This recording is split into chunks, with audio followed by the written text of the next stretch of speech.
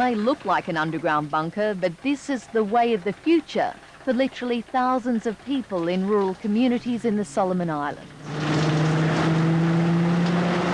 Electricity means a lot to us. It is a great need for us.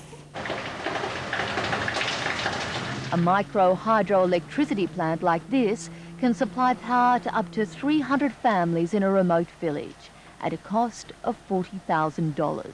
It works through damming a river to the point where you create a source of water, but without changing the source of the water, without taking all of the water out of the river, just divert it and bring it back. So the water is then taken into a turbine. The turbine is connected to the generator, which produces the power, and we then bring it down to the village through one form of transmission line, or underground or above ground transmission lines, and then it's reticulated through the village.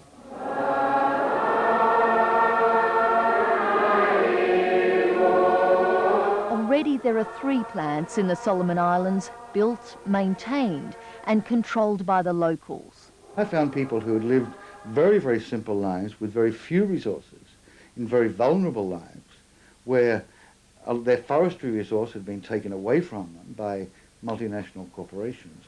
Now we're completely in charge of that technology, but through that technology into a lot of decisions about their own life. And if that's not development, I don't know what is. Our people do build boats for transport between the islands. And at the moment, people are using generators for electric planes and saws, and that is quite expensive. Whereas if you use hydroelectricity for power, then you can save a lot of money doing that.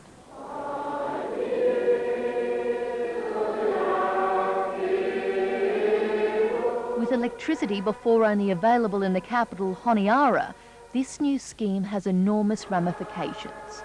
Those in rural communities are now looking forward to improved health and hygiene, transport and education. At the moment, only 20% of the population is literate. With light, learning will become much easier. I know that there are about 40 other places in the Western Province who have known about it, also asking to extend, and Malaita Province have just heard about it. They're also saying, why don't we have it also? So the interest is there. At Sydney's University of Technology, it's been 12 years in the development phase, and 3 people have given the last 3 years voluntarily. Pelena Bryce used to be a school teacher. Now she can set up a micro hydroelectricity plant and connect the power.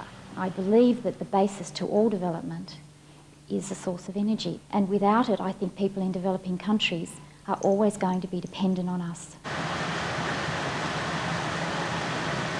And while Daniela's group, Appropriate Technology, Community and Environment, or APACE, struggles to get funding, its pilot project of 10 years ago is reaping the benefits. They're now actually at the point where they're going to sell power to the local government station, which is a quarter of a mile, half a mile away from them, and they've saved up and they've bought power cords and conduit and stuff to send the power down to the government station. So they're at the point of earning money by selling power back to the government.